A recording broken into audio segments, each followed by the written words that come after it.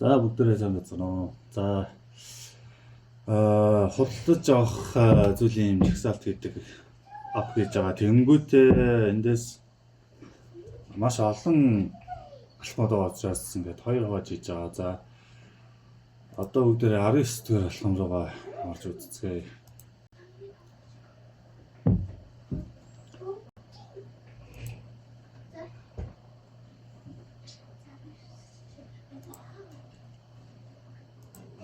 За би яг энийг ингээд хадгалсан.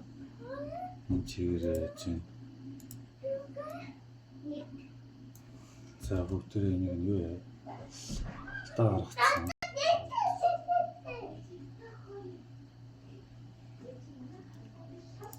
Таа гаргацсан.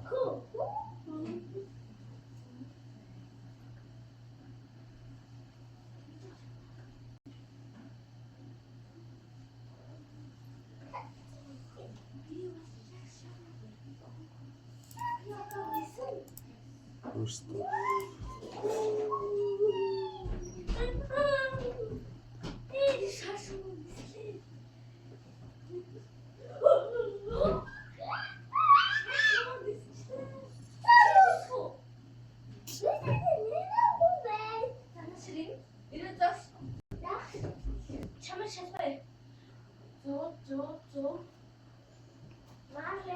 за бүгдээрээ ингээ дараагийнх нь алхмаас ашиг суралцаж юу.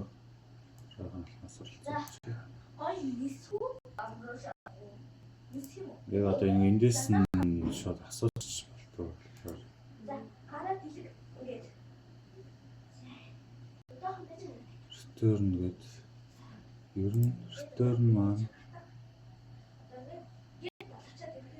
өөр эндээс явж байгаа шүү дээ. Тэр нь өөр эндээс явж. Тэгээ юу вэ дотроо ингээд хийсэн. Тэгэхээр миний бодол бас амар ойролцоо хийгдсэн юм байна.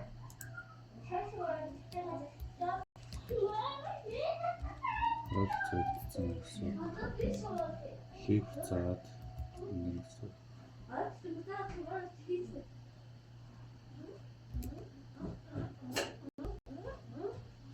За өртөө тэр гоё халтыг л бичих байсан юм байна. Гоё халтыг л бичих байсан учраас гэсэн юм байна.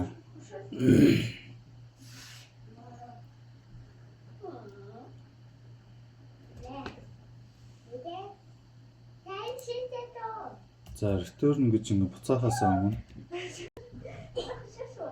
return гэж буцаахаас өмнө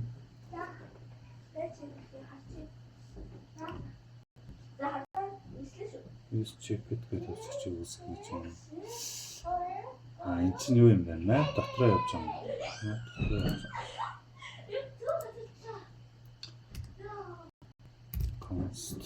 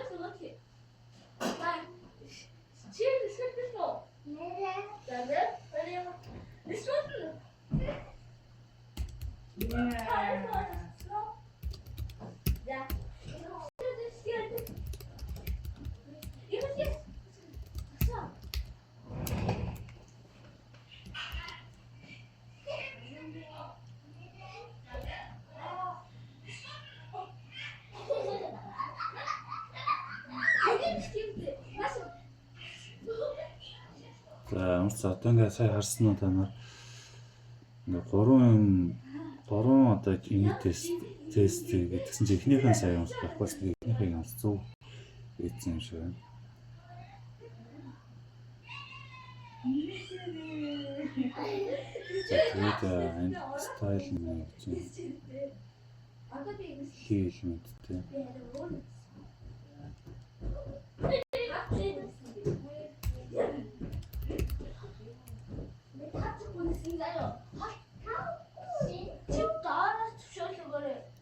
Стайл нэг.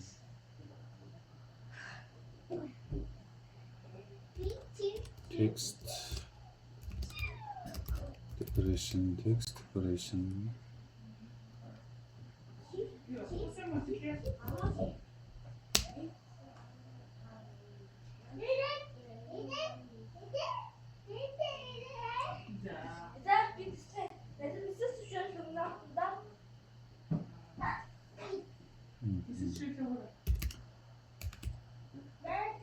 Энэ ингэж хийзэж биш болохгүй юм байна шүү дээ.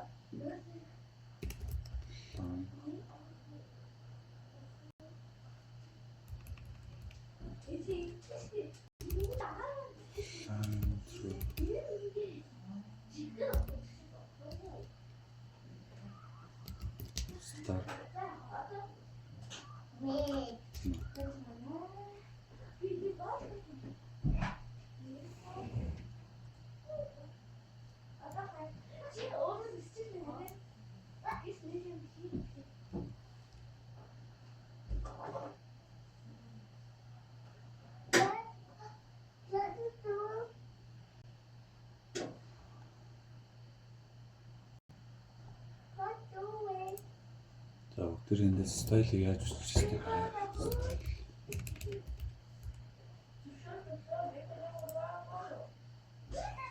Стайл тэнцүү колор хийчихсэн байна. Стайл нь background гэх энэ тодорхойлох зүйл ашиглаж болж ирсэн байна.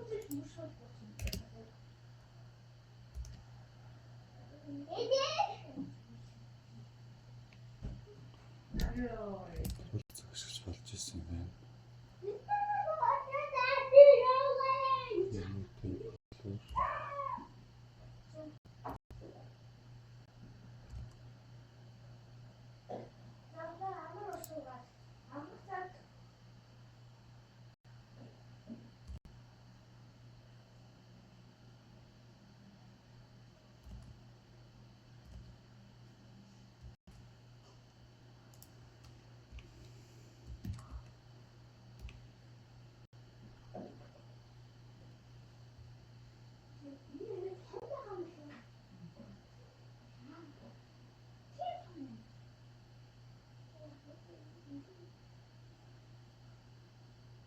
За JavaScript учраас нөгөө файл хэвлэрэй гэж байна. Параграфын хөнгийг тохируулж өгнө гэж байна.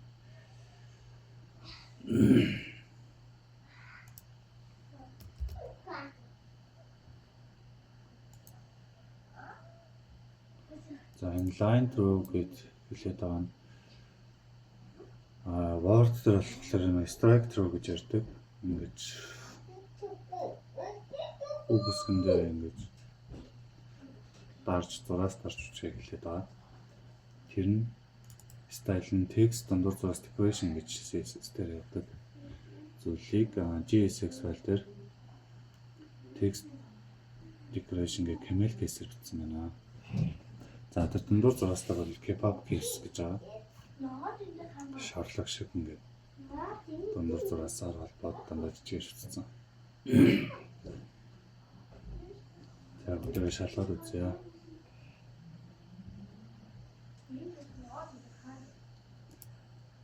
За амжилттай болсон байна.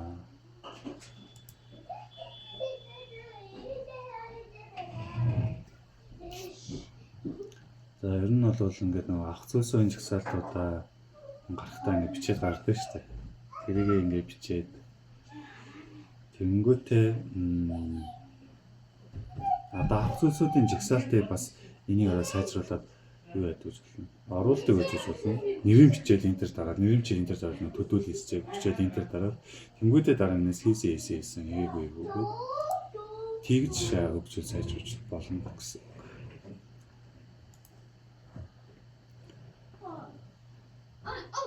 За 21-р алхам.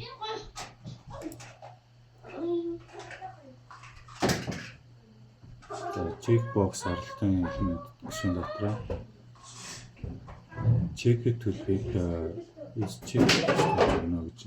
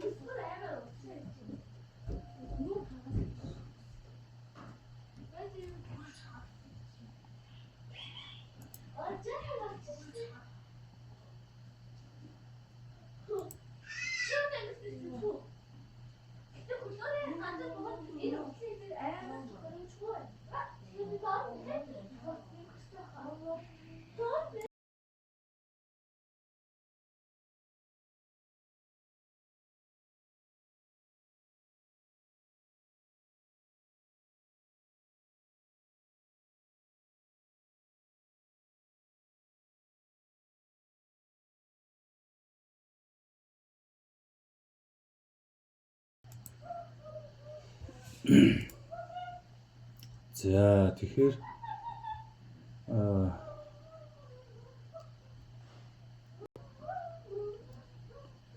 за иш чектийг бүгдээрээ шалгаад атрибутыг оноож өгөх юм байна.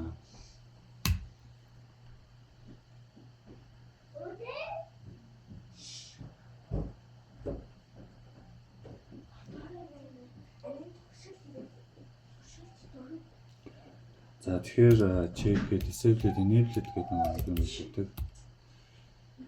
Атрибутууд. За тэрэнд нь бүгдээрээ is check тэгээд амжилтлаа юм. Тэгэх юм бол is check маань өөрөө буулийн нутагтай. Тэгэхээр буулийн нутаг маань true false орчин. True үед нь бол check-д маань true болчихно. Тэгэхээр тэр ингээд чагталсан болно гэсэн.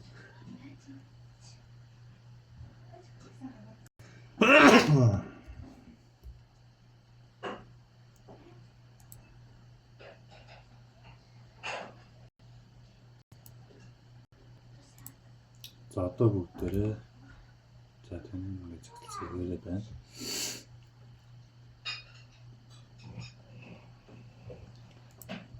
За энэ нь бол энэ selected item дээр бол аюу зүгээр нөлөөж гэж байна.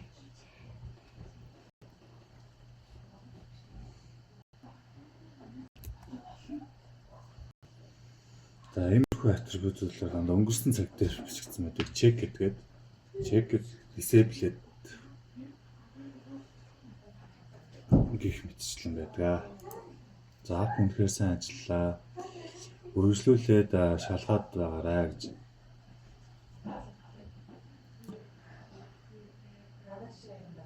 Хэдийгээр энэ нэг үр ашигтай байж чадахгүй бол байж болно.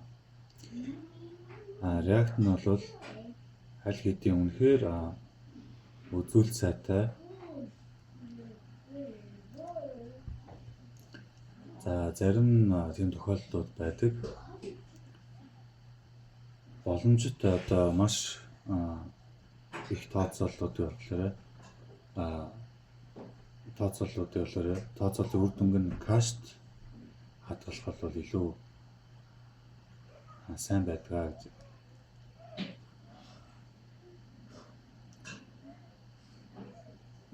Тэгээ энэ функцүүд нь дахин рендерлэгдэх болгонд дахин үүсэж байна уу гэдгийг нь бол шалгах хэрэгтэй гэж. За бүгдээрээ одоо апынхаа гүйцэтгэлийг үзүүлэлтийг бол сайжруулах болно. Дараах алхмуудаа ингэ сайжруулна гэж байна. За гэхдээ эхлээд зарим нэг зүйлийг бол лог хийж үзье гэж байна. За бүрэлдэхүүн нэг илүү ойлгомжтойгоор лайф циклийг нь яаж ажиллаж байгааг нь харъя. Яаж ажиллаж байгаа зүйл юм. За би одоо яг хаана байна гэхлээр би энэ гол компонент дотор байна. Тэнгүүтээ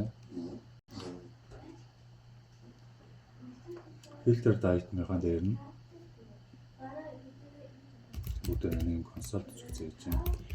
Одоо ерөөсөө энэ ингээд шууд ингээд ажиллаж байгаа. Тийм учраас энэ компонентийг шууд энд одоо ингээд ажиллуулж байгаа. Энд ажиллуулж байгаа. Тэгэхээр энэ ингээд функц дээрээсээ доош ажиллаж байгаа. Тэгэхээр одоо шууд гарах хэрэгтэй гэсэн.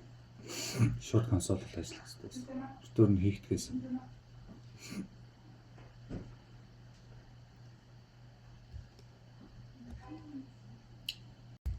За фильтринг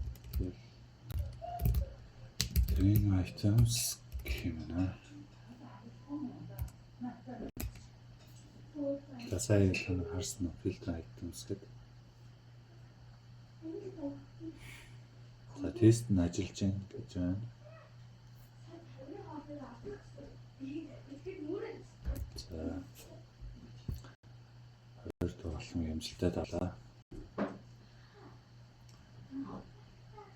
За одоо бүгдээрээ filtering items гэдэг консолд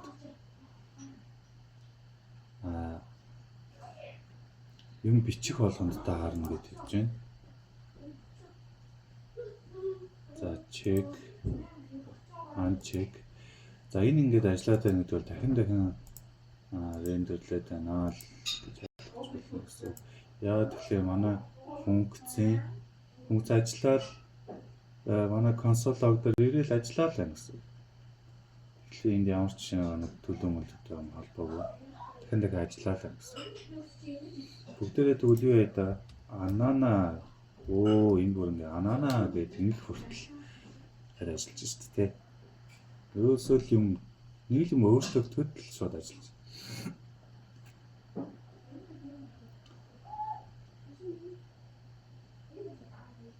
За яагаад гэвэл ингээ бүрэлдэхүүний төлөв нь өөрчлөгдөд байгаа юм аа гэж.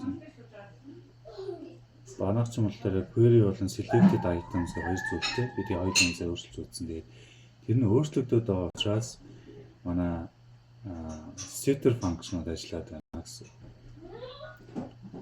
Setter function-ууд ажиллаад байна гэсэн. За энд ингээ бичсэн те. Тэр event-ийг бид барьж аваад байгаа. За энд бид ингээ toggle хийхдээ бид бичээд байгаа.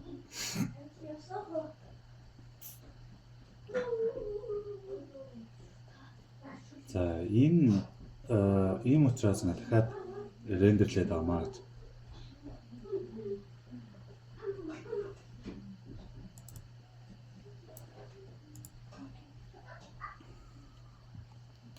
За энэ нь бол нэгтэй нэг асуудал бол биш байдгаа гэж. Гэхдээ та жагсаалтад маш их зүйл байх юм бол дэлхийн бүх жимсний жагсаалтын нэг баг магадгүй байх юм бол энэ бол асуудал өгдөл API-аас өгдөл татах. Тэгээд тэдрийг бол манипуляц хийхэд бол асуудал бол үүснэ. Амар удаан байгааг та бүр мэдэрнэ гэж. За энэ ингээд үзүүлбэр гүйцэтгэлийг үзүүлэлтийг сайжруулахын тулд та use memo хөвгийг ашиглах шаардлагатай. Тэгж та санах одоо тэр ингээд цээжл болно гэж. Энэ нь бол үр дүн ийм байсан шүү гэдэг ингээд таны програм цээжилж байгаа юм гэсэн үг. Энэ хүүгээр дамжуулж. Өөрөөр хэлбэл үйлдэлүүдийг ингээд шүүгээд үр дүнгийн кашлна гэсэн үг.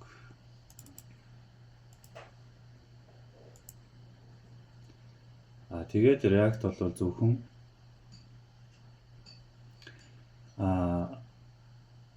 үйлдэлийг л шүүсэн үйлдэлийг л дахин ажиллуулна гэж.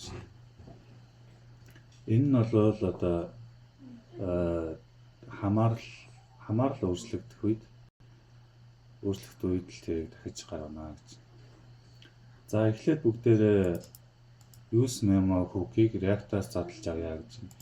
За энийг задлж авахгүй бол бүгдээрээ React сан бүхлээр нь оруулж ирнэ гэсэн үг. За энэ файл би use memo ашиглая. Импортлж байна.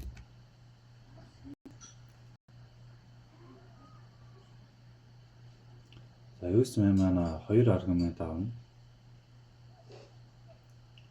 За ямар үйлдэлийг та цээжлэхийг хүсэж байгаа, цээжлүүлэхийг хүсэж байгаа. Тэгээд ямар төлөөс хамаарч өөрчлөгдөх юм бэ гэдгийг өгнө. За ингээд энэ цээжлүүлсэн утга нь болохоор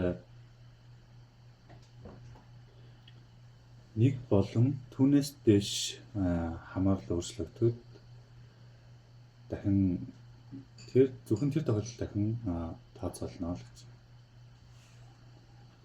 Тооцоологдсон байна.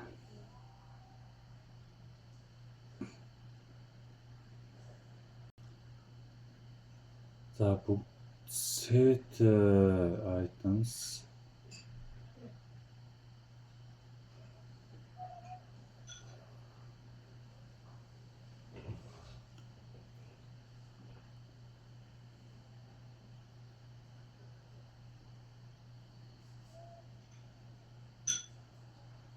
за одоо энэ дээр бүгд нэг чинь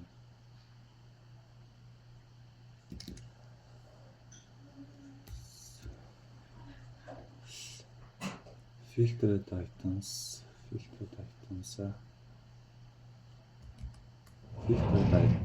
шууд өөрчлөлт хийх юм байна.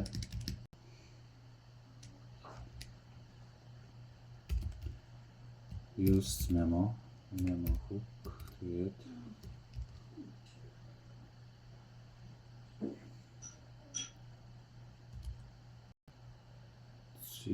энэ чинь энд тусч байгаа. Энэ чинь тусч байгаа. Тэгээд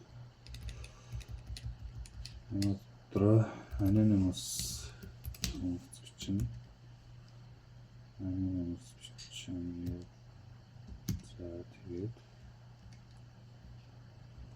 файлын тустай.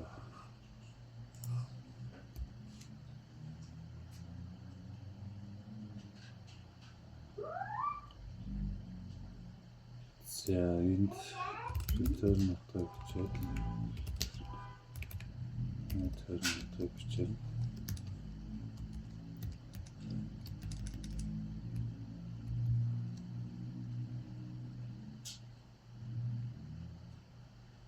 includes гэсний хаалт ороод хаалт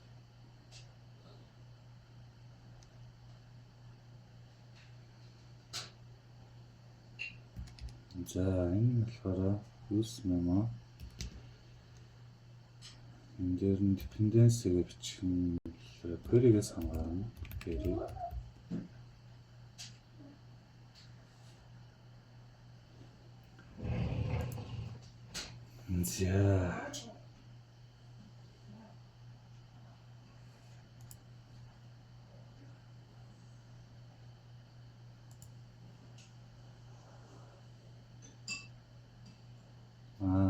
зөв. Энд ингээд алдаа болчихсон.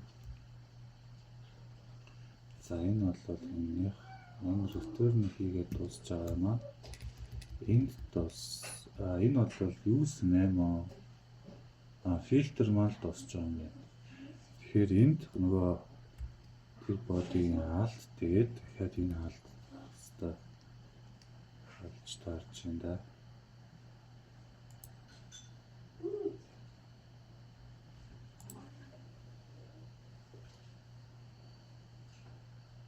Return value.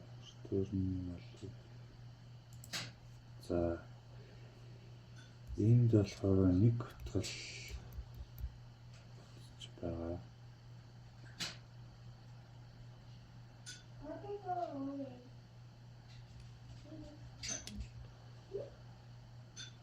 За энд нэг expressive үйлдэл хийгээд энд return гэсэн. Энэ чинь өөрөө фильтр функц юм байна шүү дээ. Фильтр юм байна. Тэгэхээр энэ байж таарна.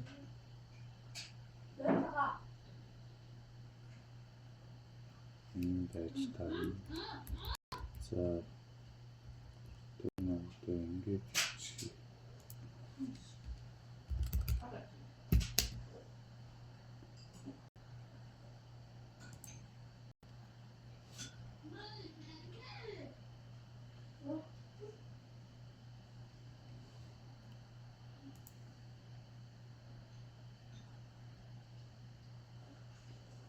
нэг хаалттай одоо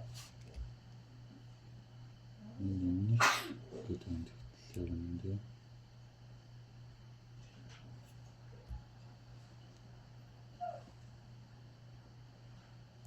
Миний хаалтыг чинь би ингэж бодсон.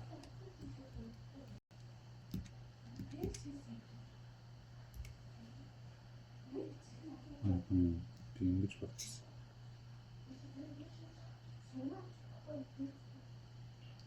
Тэнгүүд одоо юус нэмэг хаахын юм болно гэсэн.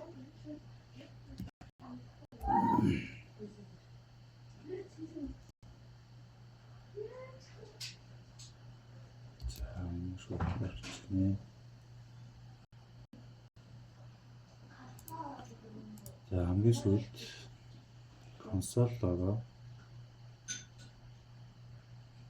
юус мемо дотор оруулъя гэж стөрний дээр оруулъя гэж. За тэгэхээр манай консоль лог чинь энд байгаа. Консоль лог энд байгаа.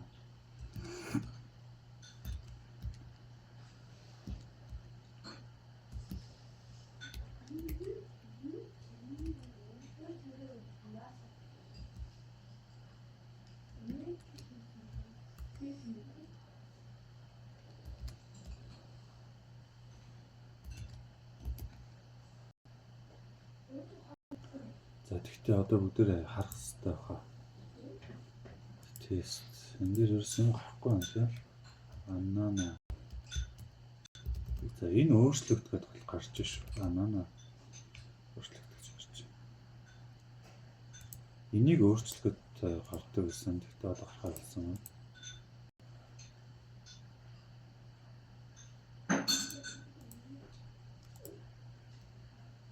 За энэ юм чинь.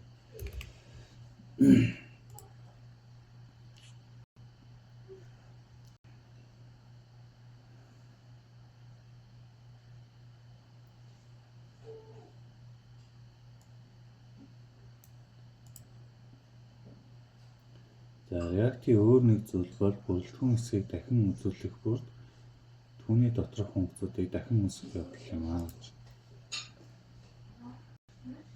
За энд та item чеклэх болон чеклэхгүй байх болгонд toggle item функцийг дахин үүсгэдэг гэж.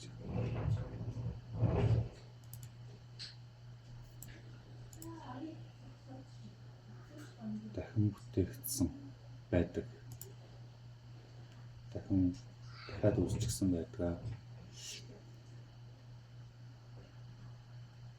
Энэ нь бол ихэнх тохиолдолд асуудал биш байдаг.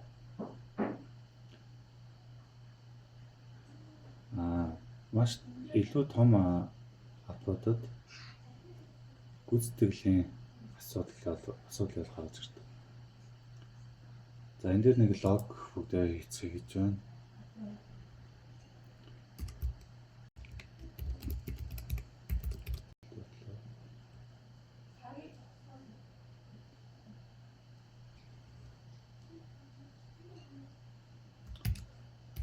За нэг өөрчлөлт боломжтой үсэг зарлаад тэр нь бол автом байна. Тэгийг нол зарлал нол болгох юм байна.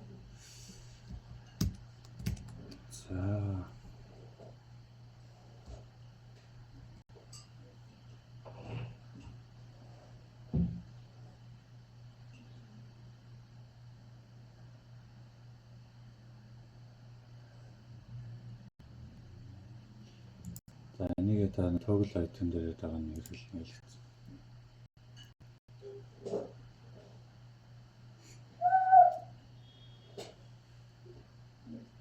За дараа нь за if бичээд pref item not strictly equal to toggle item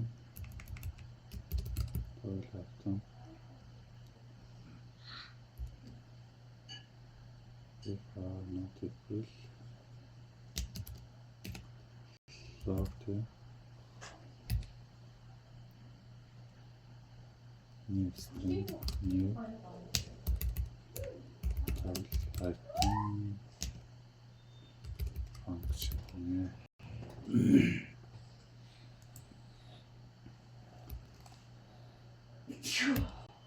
then тэгээд pref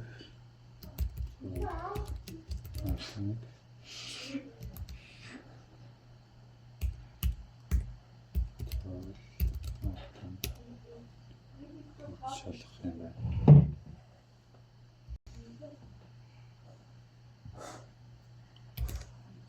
За одоо дахиад нөгөө шинэ функц үүсгэж гинэ гэдгийг ингэ шалгах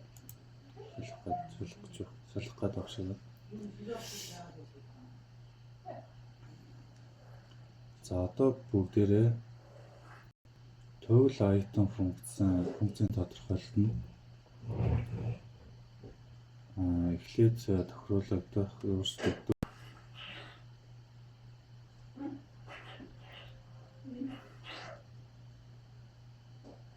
за та log хийх хэрэгтэй гэж юм. Функц нь адилхан рендерлэх үед гэнэ. За else дээр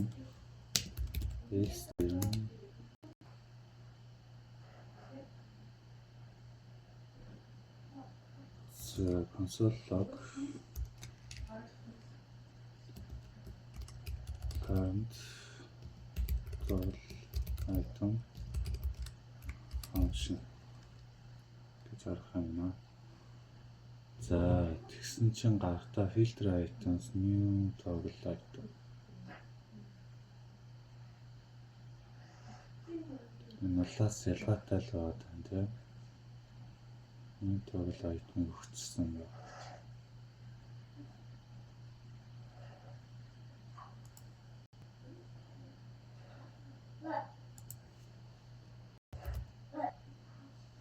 Одоо new toggle item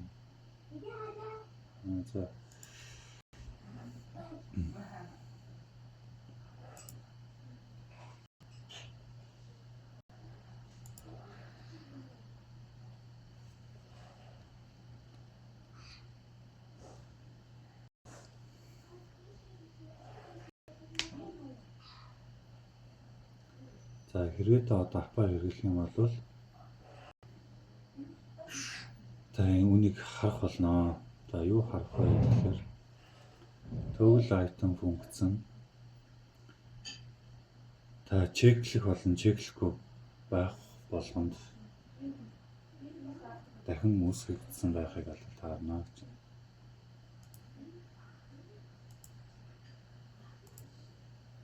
За ингээд дахин үүсэж байгаа юм байна. За эсвэл энэ дээр нэг юм бичээд үзээрэй. За тийм байна. За энэ ингээ гүйцэтгэлийг сайжруулахын тулд use callback функцийг callback хүүхийг ашиглана. Ингэснээр чэйжлүүлэх болон toggle item функцийг бол кашилж болно гэж. Тэгээд React нь зөвхөн функц нь хамаарлуудаас шалтгаалж бол өөрчлөгдөх болно гэж. За эхлээд бүгдээрээ React-аас үнийгээ задлж авах цаа гэж байна. Use callback.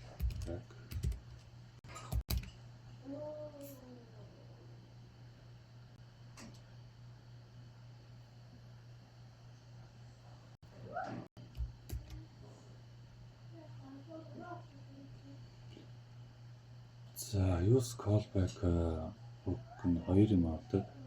Функц бас хамаарлын цоор хадгалж. За функц нь энэ функц нь зөвхөн хамаарлууд өөрчлөгдөх үед дахиж үүсгэнэ. Дахиж үүснэ гэж юу яриад байгаа тэгэхээр тэр функц л одоо дахин л ажиллаад байна л гэсэн. Үр дүн ингээд өөрчлөлтөө гэж болно шүү дээ. Тэрний гарах үр дүн өөрчлөлтөө. За нэг өмнөх use memo ер нь хүүхдүүдтэй адилхан гэж бичсэн байна.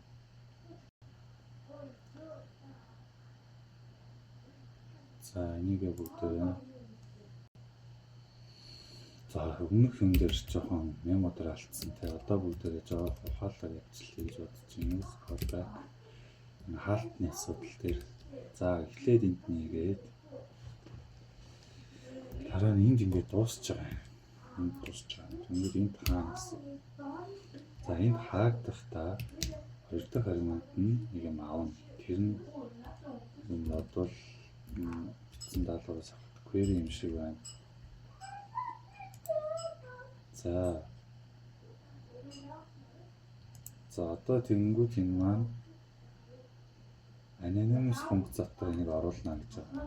За тэгвэл энийг оруулаад энэ хаалтан дотор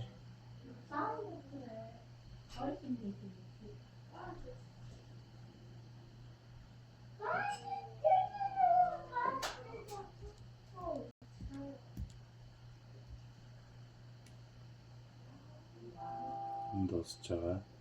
Тэнгүүд энэ дата хаж таар.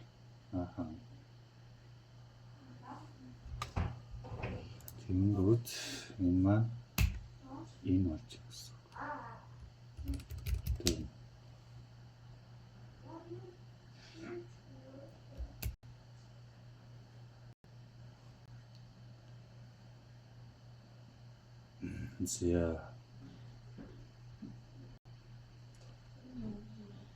За алдаа болол заагаагүй.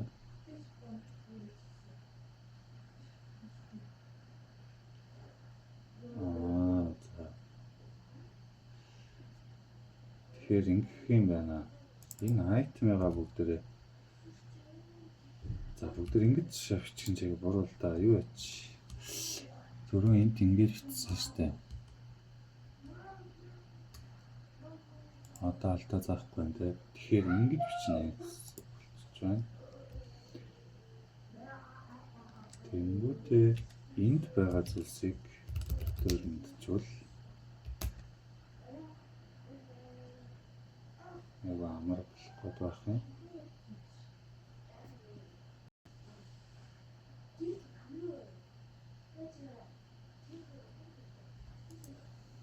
За ингээд дөрвөн юмнаас одоо дөрвөн биелүүлж чадахгүй байна. Энд дээр select items only dependency is in the dependencies array гэж байна шүү дээ.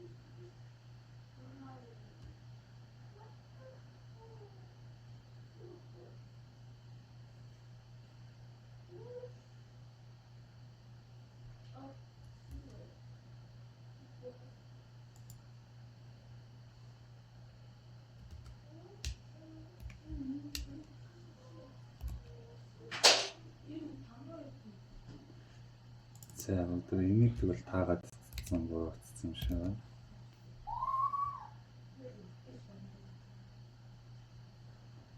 За нийт 30 алхамтай байсан санагдаж байна.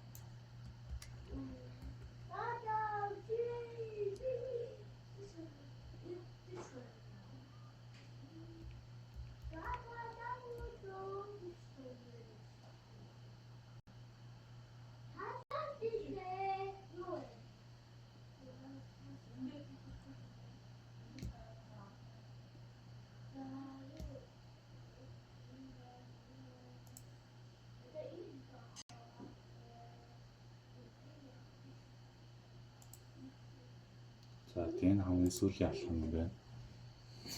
Тэгэхээр ингээд дуусчих юм байна шүү. За би энийг болох юм бол тэгтээ одоо бүгдээ юу бод бичээд үзье. Use callback ашигласан шүү дээ.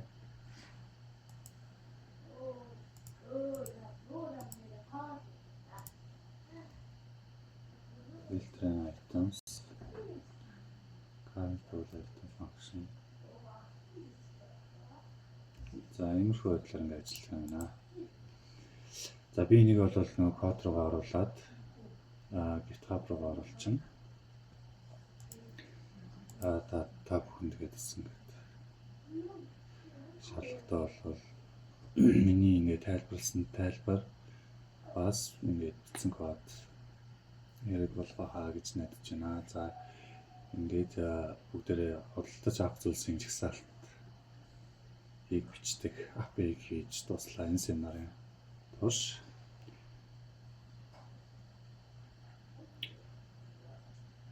Дараагийн сэдв болохоор валют хөрвүүлэгч байсан. Тэр нь бол бидалт ажил. За дараагийн би одоо ирэх бидалт ажлаар дээр уулзцаа. Баяртай баярлалаа.